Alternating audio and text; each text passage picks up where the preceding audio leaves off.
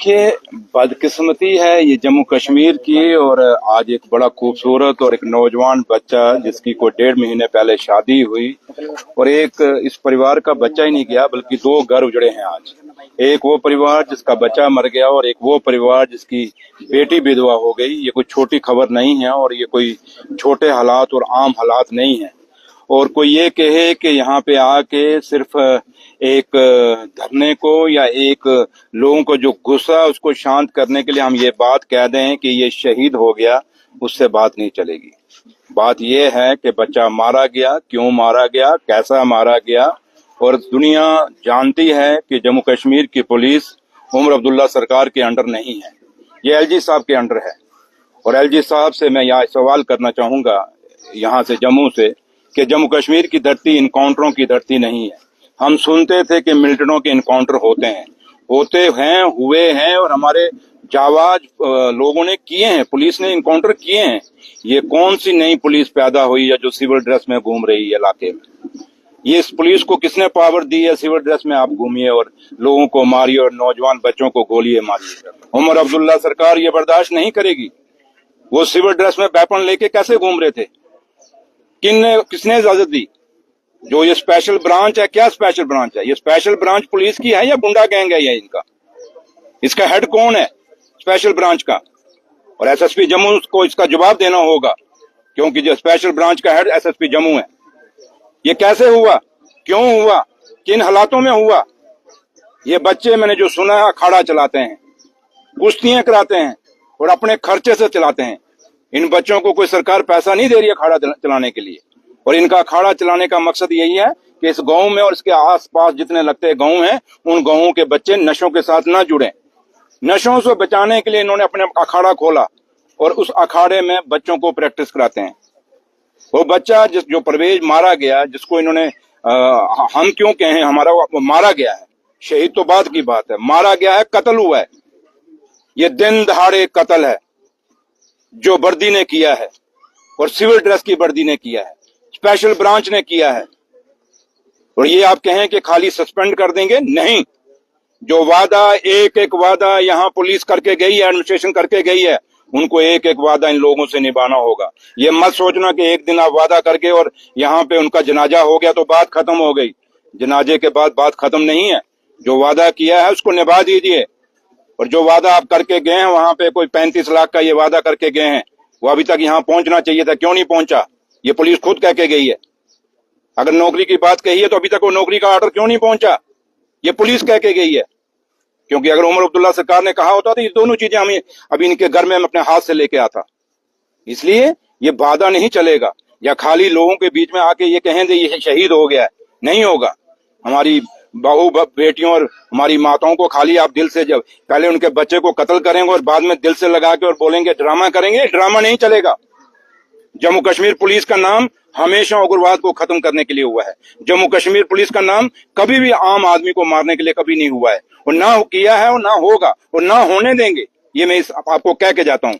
इसलिए मैं एक ही बात कहूंगा, क्योंकि ज्यादा बातें रखने का कोई फायदा नहीं। मैं यहाँ से एक ही बात कहना चाहूंगा, मुझे बड़ा दुख हुआ, इतना खूबसूरत, इतना नौजवान और सबसे छोटा बच्चा, क्योंकि माँ का लाडला होता है, वो बच्चा मारा गया है।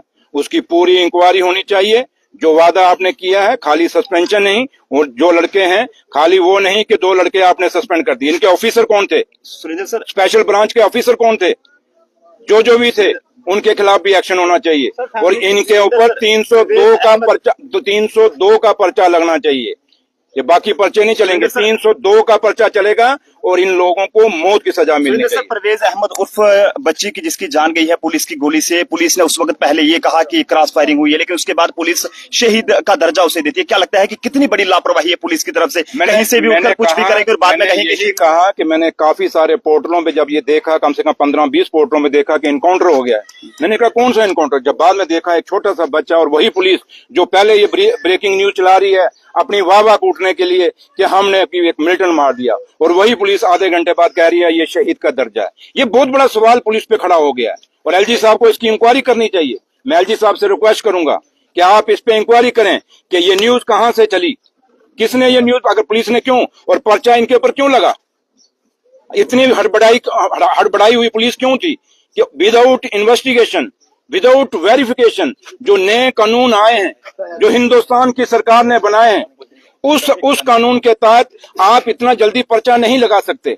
Without investigation the things, without ये जाने हुए कि इस हुआ क्या है, लड़का कौन था, क्या था, कैसा था, आपने इस फैमिली के ऊपर पर्चा क्यों नहीं लगाया? ये पर्चा भी पुलिस खुद कोर्ट में खारिज कराएगी, पहले खुद खारिज कराएगी ये पर्चा। ये कराना पड़ेगा। जब पुलिस का एक ऑफिसर यहाँ खड़ा होकर कह रहा है ये शहीद है, फिर इस पर्चे का कोई मतलब नहीं है जो पर्चा इस फैमिली पे लगा। ये पर्चा खारिज करिए, और जो लोग, वो स्पेशल ब्रांच के जो लोग हैं, वो लोग, उनके जो हेड हैं, जो उनके इंचार्ज हैं, चाहे वो कोई भी ऑफिसर है, चाहे वो डीएसपी है, एसपी कोई है, उन पे पर्चा लगना चाहिए, 302 का पर्चा लगना चाहिए, और वो अंदर होने चाहिए। और बच्ची के बारे में बात करें तो उनके परिवार वालों का ये कहना है कि पुलिस द्वारा उसे सस्पेक्टेड नशा तस्कर कहा गया, लेकिन परवेज अहमद के खिलाफ कोई भी पर्चा नहीं है। अभी मैंने कहा ना, ये एक बड़ी, मैं तभी कह रहा हूँ एलजी साहब को, पूरी इस फैमिली की इन्वेस्टिगेशन, जब ये फैमिली खुद अखाड़ा चला रही है, मैंने शुरू में कह दिया, जो फैमिली अखाड़ा चला रही है, बच्चों को कुश्तियां करा रही है, नशों से दूर करना चाहती है, वो फैमिली नशे के बारे में कैसे सोच सकती है? ये तो एक आम बात होगी, जिसकी शक्ल अच्छी ना लगे उसको 2 पूड़ियां आप रख दो और कह दो जनाब, जिसके साथ पुलिस की कोई बनती ना हो, किसी सिपाही की बनती ना हो, 2 पूड़ियां रखेगा और कहेगा ये नशा तस्कर है। और सबसे बड़ा तस्कर तो इसमें पुलिस खुद चला रही है। कितने पुलिस के लोग पकड़े जा रहे हैं तस्करी में, नशा तस्करी में? सर, ये कितने लोग इलीगल काम करते हुए पुलिस के इसमें पकड़े जा रहे हैं? तो इसलिए ये बात, ये हाँ मैंने कहा ना, इस घर पे बैठ के ये कुछ चीजें मैं नहीं कहना चाहता, क्योंकि मैं बेशक उस माँ को इतना दिलासा नहीं दे सका, लेकिन मेरे दिल में खुद दर्द है, क्योंकि मैं उसकी वीडियो मैंने खुद देखी है, उस बच्ची की और उस बच्चे की। वो दोनों मियाँ में भी कितना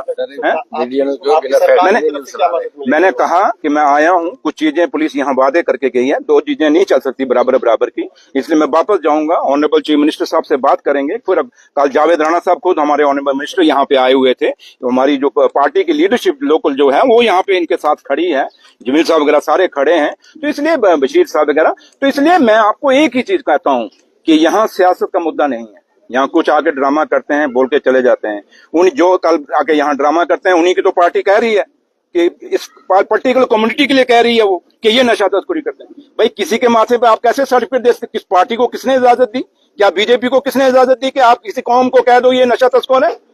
कितने लोग हर कम्युनिटी के अंदर नशा तस्कर हैं, आप किसी एक कौम को नहीं कह सकते। जम्मू कश्मीर का भाईचारा देश और दुनिया में जाना जाता है। इस भाईचारे को जोड़ने के लिए हमेशा नेशनल कॉन्फ्रेंस की रही है, डॉक्टर फारूक अब्दुल्ला साहब की कोशिश रही है, ये शेर कश्मीर शेर महमूदुल्लाह के टाइम से है, और आज उमर साहब की भी यही कोशिश है। हिंदू, मुसलमान, सिख, ईसाई जो जम्मू कश्मीर का इकट्ठा रहे, एक मुठ रहे, एकजुट रहे, और ये कोई हमारे भाईचारे को तोड़ने की कोशिश करेगा, ये बीजेपी के लोग हम बर्दाश्त नहीं करेंगे। Thank you. सर, एक आखिरी सवाल, ये बिल्कुल, जम्मू कश्मीर के डिप्टी सीएम सुरेंद्र चौधरी जिस समय यहाँ पर पहुंचे हुए हैं परिवार के बीच, और फिलहाल परिवार को हर तरह की, मैं सारों को एक मीडिया को अपील करूंगा, क्योंकि जम्मू के मीडिया पे बहुत बड़ी जिम्मेदारी है, क्योंकि जम्मू वो जगह है जहाँ शेर और बकरी ने गड्ढा पानी पिया है। आप भी जब कोई न्यूज, बेशक पुलिस आपको कोई न्यूज दे, आप अपनी भी तहकीकात करा करें, आप वेरीफाई करके बगैर मत न्यूज चलाइए। उससे आपको नहीं पता कि एक फैमिली के दिल पे क्या बीतता है, उस परिवार पे क्या बीतता है। इसलिए मेरी मीडिया जम्मू कश्मीर की पूरी जो है, और खासकर जम्मू सूबे की, क्योंकि हमें और जो भी मीडिया है, चाहे किसी तरीके का भी मीडिया, मैं सबसे अपील करूंगा कि हम किसी के इन्फ्लुएंस में, पुलिस के इन्फ्लुएंस में या एडमिनिस्ट्रेशन के इन्फ्लुएंस में, इवन के हमारी सरकार के इन्फ्लुएंस में भी आके मत कुछ करें। आप वो करें जो इंसाफ है, आपका काम, क्योंकि चौथा स्तंभ है आपका काम है, जो सच्चाई है, जो लोगों के हित में है, जो गरीब के हक में है, उसी बात को चलाएं।